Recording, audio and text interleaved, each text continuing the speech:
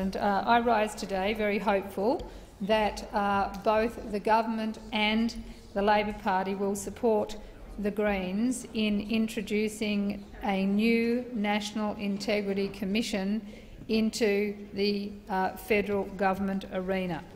Now, the first anti-corruption commission around Australia was established as the Independent Commission Against Corruption in New South Wales in 1989, 25 years ago.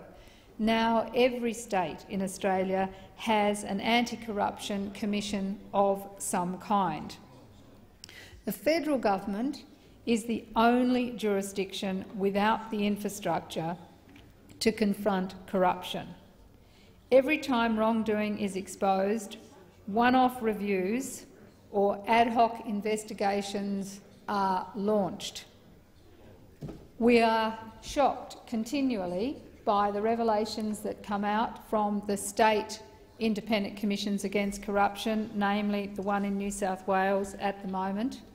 And I want to take this opportunity to congratulate the people blockading at Bentley against Metgasco, because today the New South Wales government has suspended the licence that was granted because there was no consultation with local people, and because through the Independent Commission Against Corruption investigations it's pretty obvious that the licences were given wrongly, and the question is who facilitated those licences, were there kickbacks paid, and no doubt ICAC will be investigating that.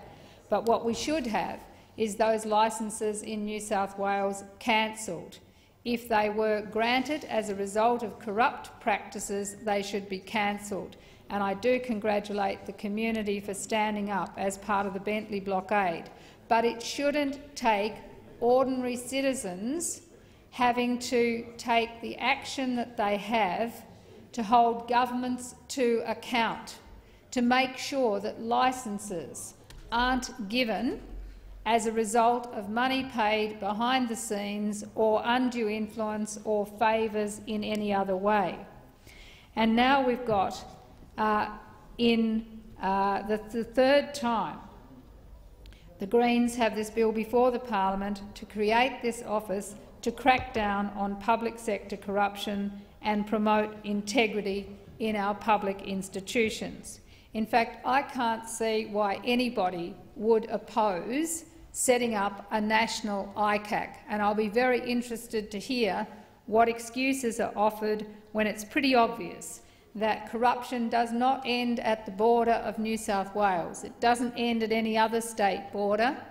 When you consider the likelihood of corruption in the federal arena, it is pretty overwhelming, because so many major projects are dependent on some federal licence being given, some engagement with a federal agency.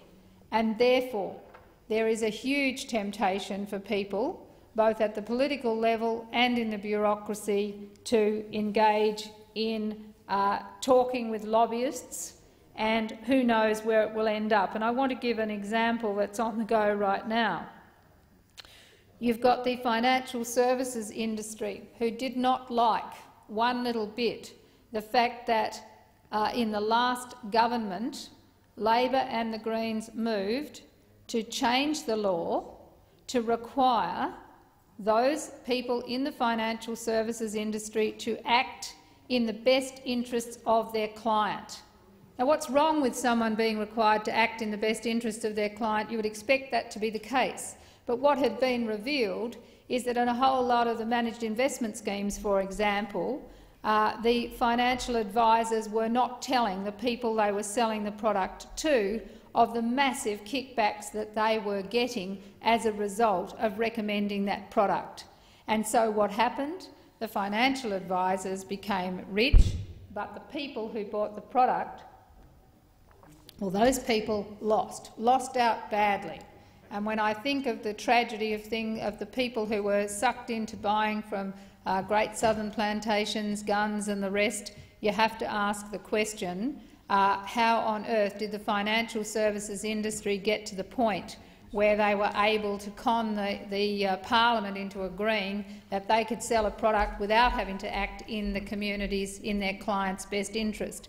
And now we've got a situation where the financial services industry has persuaded Tony Abbott's government, the Prime Minister Tony Abbott's government, to change the Act back to remove the need for financial advisors to act in the best interest of the client. And what do we find? That the financial services industry is part of the North Sydney Forum, which is a fundraiser for the Liberal Party, federal Liberal Party, in particular the Treasurer, Joe Hockey. Now, what does that tell you about the influence of lobbyists, the way that lobbying groups get involved in private fundraising engagement with political parties, and the delivery is given here in parliaments in terms of those outcomes, and it is entirely secret. Until this came out and was forced out recently, nobody would have known about that backroom dealing that was going on. Now, that is why it's critical, and the same thing goes with novated leasing, a whole range of things, the whole financial, the packaging, salary packaging industry, the same thing. To get in there with the car industry at the same time, to set up a situation where you can minimise your taxable income by going through this lurk of novated leases. We got rid of it in the last period of government, and I see that the current Liberal Party is about to restore the rort. So that's the kind of thing that goes on, and that's why the community is getting increasingly frustrated and wants to have some reassurance that there is some way of investigating what they can clearly see is on the verge of, if not corruption. Now, what the Greens Bill does, the National Office of Integrity Commissioner is modelled on the successful New South Wales Independent Commission Against Corruption. It's based on provisions in the Law Enforcement Integrity Commissioner Act 2006.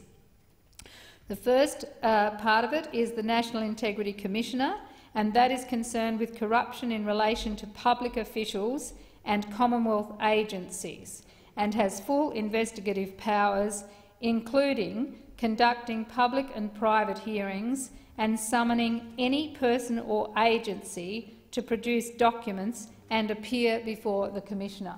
Now, I think that's fair enough. Why shouldn't public officials, Commonwealth agencies, parliamentarians be subject to that kind of oversight in the federal parliament?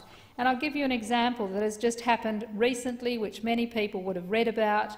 Just in this last month, we saw two men, one from the Australian Bureau of Statistics and another working with the National Australia Bank, using unpublished unemployment, retail and trade data at the Bureau of Statistics to trade in foreign exchange derivatives. We've just seen that. Somebody working in a government agency, working with someone in the private sector, using that information, and that has now, of course, that insider trading brought in millions of dollars to them, but in this case has been picked up by our criminal justice system. And I'm glad it's been picked up by our criminal justice system, but it may not have been. And how often, how many other occasions, or what pathways have the community got to put forward these and have these matters investigated? I want to go to another one. For example, the securency issue as a subsidiary of the Reserve Bank. Now, we've got Mr Warburton, for example, appointed by Prime Minister Abbott to review Australia's renewable energy target, and we know that he has been the subject of a secret internal investigation into his role as a former director of a firm involved in Australia's worst foreign bribery scandal.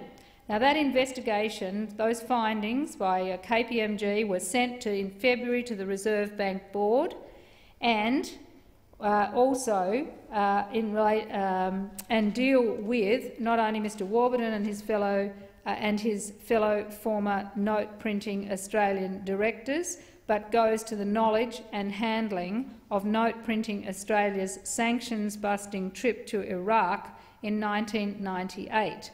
And yet yesterday, Mr Acting Deputy President, when I sought the Parliament's approval to put that document on the table of the parliament so we can know what exactly went on and what did KPMG find out about those directors, and in particular, Mr Warburton, we had both the government and the opposition vote together to prevent the Senate order that would have required that report to be tabled in the parliament. And I put the question, why shouldn't the parliament have access to that KPMG report on what has actually gone on?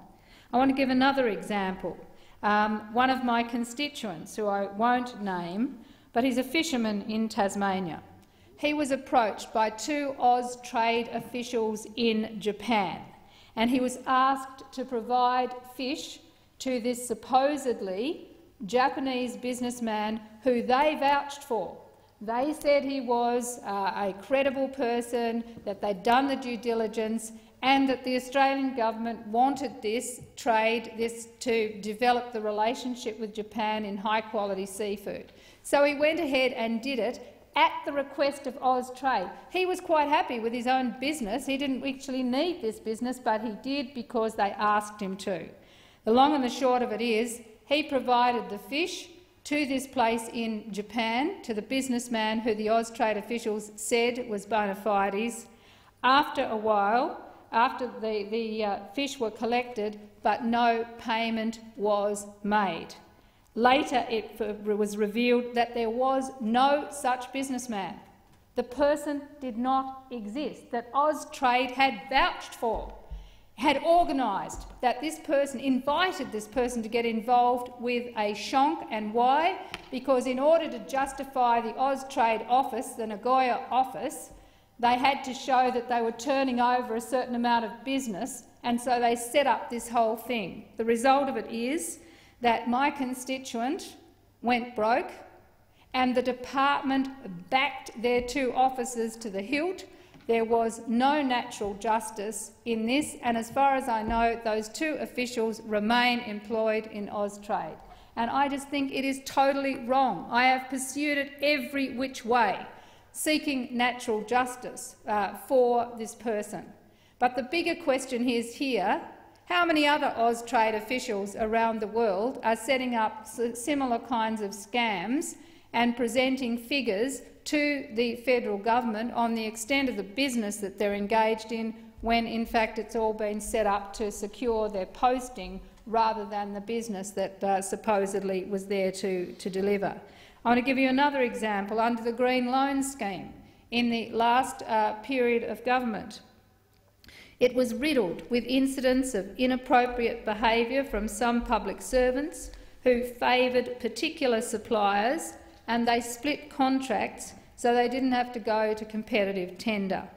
The audit reports into the scheme make for very deeply troubling reading, with systematic breaches of procurement policies and basic financial management regulations.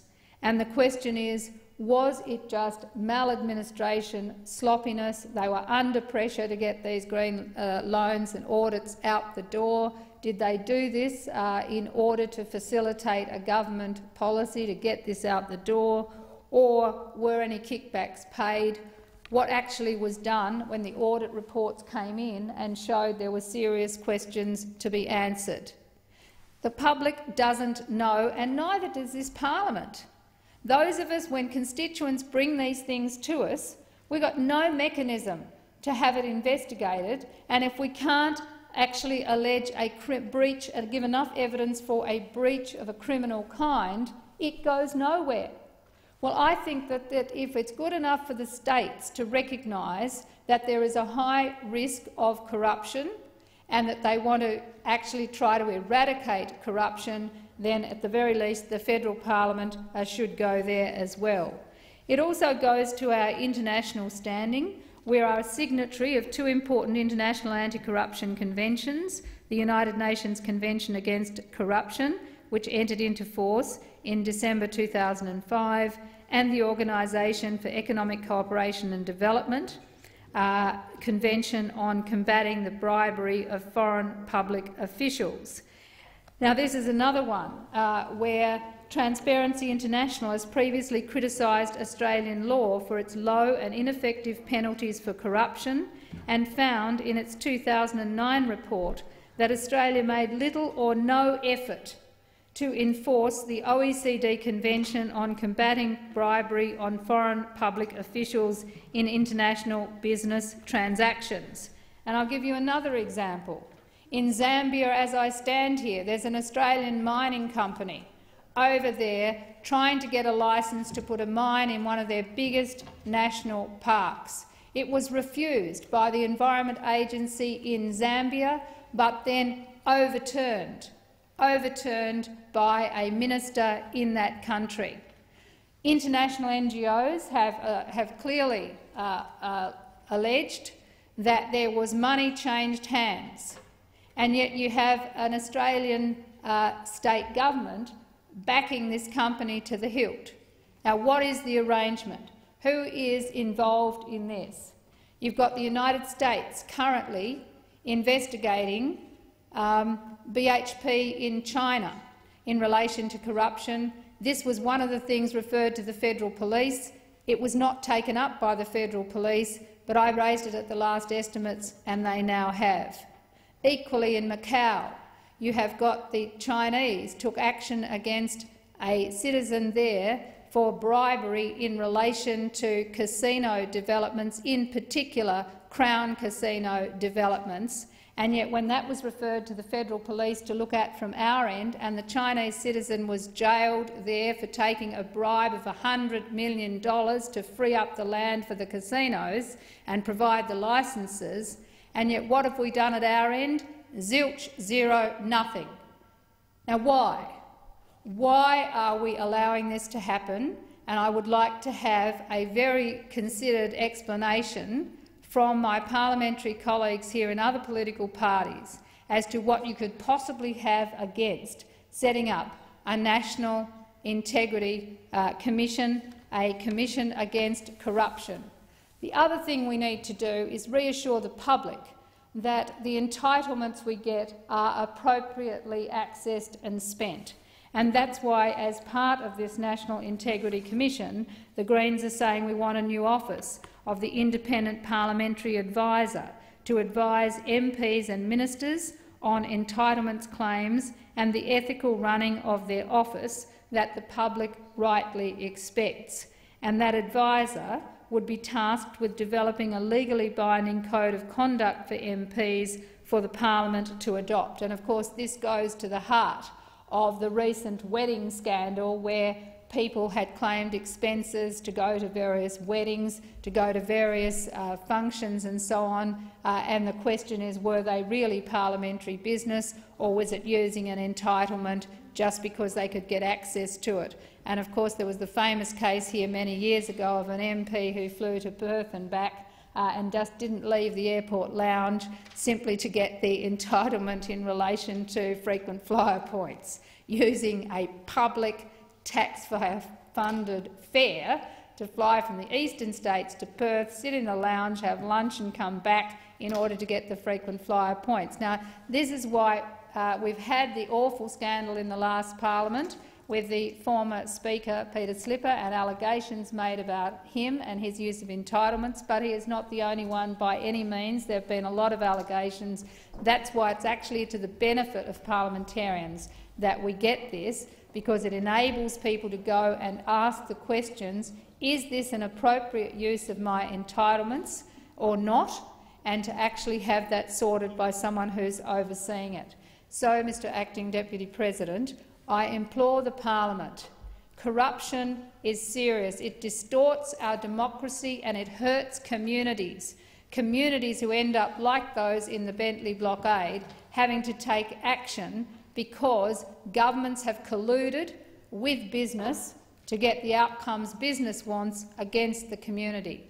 So come on, let's get a national ICAC for Australia, and let's do it in this parliament to restore our reputation and to maintain a reputation and help build trust in the parliament, rather than the level of cynicism about the revolving door between big business and politics.